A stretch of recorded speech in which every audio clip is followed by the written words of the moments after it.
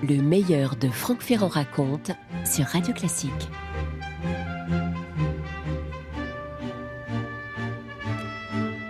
S'il y a bien un endroit que j'aurais aimé connaître à l'époque de sa gloire, c'est le domaine de Marly, qui était en quelque sorte la maison de week-end de Louis XIV. C'est là que le roi, sa famille, quelques courtisans triés sur le volet, venaient passer les fins de semaine ou de courtes vacances au moment des grandes fêtes carillonnées. C'était toujours un moment de détente, de grâce, où l'on s'affranchissait de l'étiquette de Versailles et de toutes les pesanteurs habituelles. Bref, un moment de plaisir. Sauf qu'en ce 12 avril 1712, à Marly, l'ambiance est lourde, oh que dis-je, elle est très lourde. Ni le printemps naissant qui habille le parc de nouvelles couleurs, ni les beautés de ce domaine délicieux ne redonnent de baume au cœur aux courtisans et aux vieux rois. Je dis aux vieux rois, Louis XIV en 1712 a 73 ans, il essaie quand même de donner le change, vous savez, il poursuit ses obligations, il paraît plein de majesté au milieu de la foule présente autour de lui, mais son visage est marqué par les années, mais aussi par les épreuves. Quelque chose a l'air d'être cassé en lui. Il faut dire quand même que cet hiver 1712 a été l'un des plus terribles de sa vie. Après avoir perdu son unique fils légitime l'année précédente, donc en 1711, Louis XIV a vu mourir coup sur coup l'aîné de ses petits-enfants, le duc de Bourgogne, et son épouse, la duchesse de Bourgogne, qu'il adorait, vous savez, et puis l'aîné de leurs propres enfants, âgés d'à peine 5 ans. Bref, une hécatombe familiale qui a littéralement sidéré le royaume et l'Europe.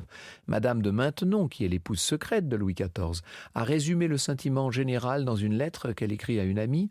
« Il est vrai, madame, que je suis triste, mais comptez que toute la cour l'est autant que moi. Tout manque, tout paraît vide, il n'y a plus de joie et plus d'occupation. Le roi fait tout ce qui lui est possible pour se consoler et retombe toujours dans ses premières douleurs. Cependant, sa santé le soutient et il ne manque aucun travail. Et c'est peu dire que du travail, il y en a, car, pour ne rien arranger, le royaume depuis 11 ans est engagé dans un conflit extrêmement dur, la guerre de succession d'Espagne. En résumé, un petit-fils cadet de Louis XIV a hérité en 1700 le trône madrilène, ce à quoi de nombreuses puissances européennes se sont opposées. Un âpre conflit s'est déclenché et puis au fil des années, la France a essuyé, il faut le dire, beaucoup de revers sur à peu près tous les fronts. Les puissances coalisées contre elle, c'est-à-dire l'Empire, les Provinces-Unies, la Hollande si vous préférez, la Savoie, l'Angleterre, etc., toutes ces puissances ont des raisons de croire qu'elles vont enfin cette fois mettre leur vieil adversaire Louis XIV à genoux. La campagne qui doit s'ouvrir en ce printemps 1712 s'annonce donc décisive. Les armées ennemies qui sont menées par le redoutable prince Eugène de Savoie au service de l'Empire ont beaucoup avancé jusque dans les Flandres. Il ne faudrait maintenant pas grand-chose pour que Paris soit menacé. Et c'est pourquoi, en ce 12 avril, Louis XIV s'est permis de convoquer dans sa résidence de campagne, à Marly, le maréchal Louis-Hector de Villars, un des généraux les plus aguerris de ses armées. Le roi tient à s'entretenir solennellement avec Villars avant son départ pour le front flamand. Ce qu'il a à lui dire est d'une extrême gravité. Franck Ferrand sur Radio Classique. Villars a presque 59 ans. Il faut imaginer un homme à la mine fière, plutôt avenante d'ailleurs. Un assez grand homme brun, bien fait, devenu gros en vieillissant sans s'en être appesanti, nous dit Saint-Simon, avec une physionomie vive, ouverte, sortante et véritablement un peu folle, à quoi la contenance et les gestes répondaient. Le roi accueille ce grand général avec égard, mais même il se confie à lui. Il évoque quelques instants les malheurs familiaux qui l'ont frappé. Puis, on en vient aux enjeux de la guerre. Sur ce point, il ne se fait aucune illusion, Louis XIV. Il a conscience de confier en ce jour le salut de la France à Villars. Il sait que cette campagne va être terriblement ardue, et le roi, si solennel comme toujours, mais cette fois si triste, en vient à imaginer ce qu'il pourrait se passer si le front flamand venait à céder. Je cite les mémoires de Villars. Louis XIV lui aurait dit « Eh bien, voici ce que je pense. Je sais tous les raisonnements des courtisans. Presque tous veulent que je me retire à Blois et que je n'attende pas que l'armée ennemie s'approche de Paris, ce qui lui serait possible. Sauf que dans ce cas-là, au cas où l'armée ennemie arriverait jusqu'à Paris, Louis XIV a son idée bien à lui. Je le cite encore. « Je compterais dans ce cas de me rendre à Péronne ou à Saint-Quentin, d'y ramasser tout ce que j'aurai de troupes, de faire un dernier effort avec vous et de périr ensemble ou sauver l'État, car je ne consentirai jamais à laisser approcher l'ennemi de ma capitale. » Villars est extrêmement impressionné par les mots du vieux roi, un discours bien pessimiste, mais en même temps d'une dignité grandiose. Face à ce qui l'attend, le maréchal peut légitimement avoir le vertige. À lui maintenant de trouver un moyen que ce qu'évoque Louis XIV n'arrive pas. En Flandre, il n'a d'autre choix que gagner, malgré beaucoup de vents contraires. Le meilleur de Franck Ferrand raconte sur Radio Classique. Dès le 20 mai 1712, le fougueux Villars franchit la Somme. Là, encore un peu en retrait du front, il dresse un état des lieux qui n'est pas très brillant. Je cite encore les mémoires de Villars. Les ennemis pouvaient mettre près de 180 bataillons en campagne, pendant que le maréchal de Villars, il parle de lui à la troisième personne comme Jules César, pendant que le maréchal en avait 140. Il apprit aussi que les troupes des ennemis commençaient à se mettre en mouvement. Comme il manquait de chevaux, il lui était presque impossible de mettre son artillerie en campagne, et il fut obligé de se servir de ceux des vivres pour faire avancer 30 pièces. Les ennemis en avaient près de 130. Vous voyez que les chiffres sont vraiment très inquiétants, mais Villars est là, droit dans ses bottes. Il a des atouts, lui aussi, à faire valoir. Il va pouvoir compter sur des adjoints de qualité, d'abord, comme le solide maréchal de Montesquieu, que par ailleurs il apprécie peu, mais ce n'est pas le sujet. Et puis, il a derrière lui des décennies d'expérience, Villars. Et puis, ce sens tactique qui n'est plus à démontrer. Les honneurs qu'il a reçus parlent pour lui. Villars a eu au cours de sa vie de quoi étancher son ambition et nourrir sa grande vanité. Il est devenu maréchal, duc. Il a réuni une assez grande fortune pour s'offrir le superbe château de Vaux-le-Vicomte où il réside maintenant.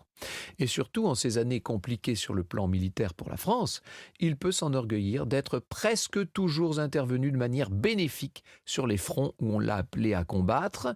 Alors si quelqu'un peut redresser la situation très difficile du royaume, eh bien on se dit que c'est lui.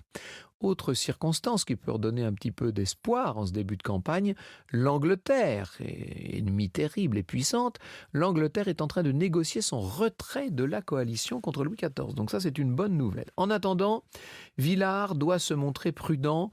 Il doit éviter une grande bataille avant que cette défection soit concrétisée, cette défection de l'Angleterre. Ça conduit au début de l'été à un certain nombre de grandes manœuvres. La joie qu'on a manifesté autour de Villars est vite tempérée puisque bien des troupes payées par les Anglais vont rejoindre les contingents financés par les Provinces-Unies. Autrement dit, Villars a toujours moins d'hommes à sa disposition que le prince Eugène, et même bien moins. Le général Savoyard n'a d'ailleurs aucune intention de lâcher prise. Il se sent capable de percer le front dont Villars a la garde et lui progresse. Le 4 juillet, il prend brillamment le contrôle de la place du Quesnoy et très vite, il assiège Landrecies sur la Sambre. Or, si Landrecies, qui est le dernier gros cadenas du front, vient à tomber, alors le prince Eugène pourra réaliser son plus vieux rêve, menacer Paris et humilier cruellement Louis XIV. Il faut quand même que je vous précise que ce général, au service de l'Empire, a un vieux compte à régler avec Louis XIV, puisque le prince Eugène a été élevé en France et qu'autrefois il avait voulu se mettre au service de la couronne de France. Sauf que Louis XIV avait refusé, estimant que la demande avait été formulée de manière discourtoise. Bon. C'est maintenant donc à Villars de tout faire pour stopper l'avancée d'Eugène, pour libérer Landrecies avant que la ville ne chute. Seulement, c'est facile à dire ça, mais comment est-ce qu'on fait concrètement ?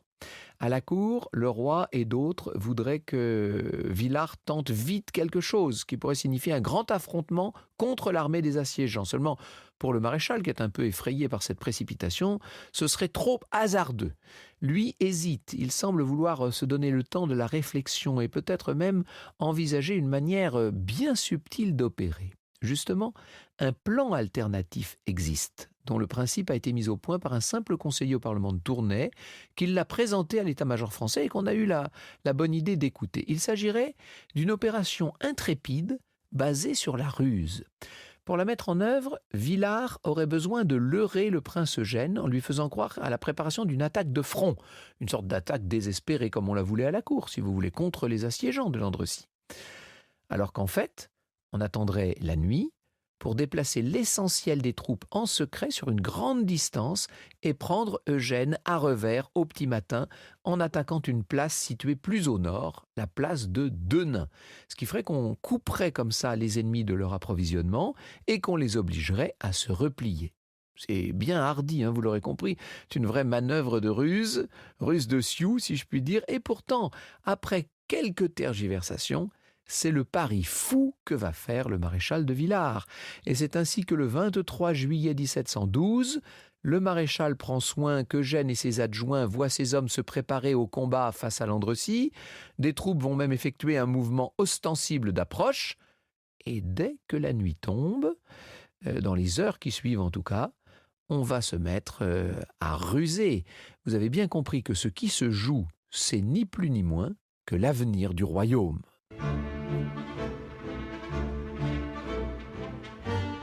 Le meilleur de Franck Ferrand raconte sur Radio Classique. Et voilà que la nuit déjà recouvre de ses voiles, comme on aurait dit à l'époque, la région de Landrecies. Dès que ça devient difficile pour les coalisés de surveiller ce que les troupes françaises ont en tête, Villars enclenche son mouvement, a priori un peu insensé. Il va falloir parcourir plus de 30 de nos kilomètres dans le noir, avec des dizaines de milliers d'hommes.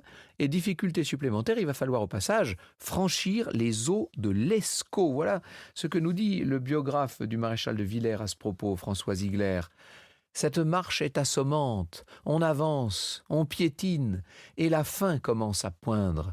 Et cette nuit, pas moyen d'allumer une torche, les ordres sont formels, pas même le droit de râler, le silence doit être total.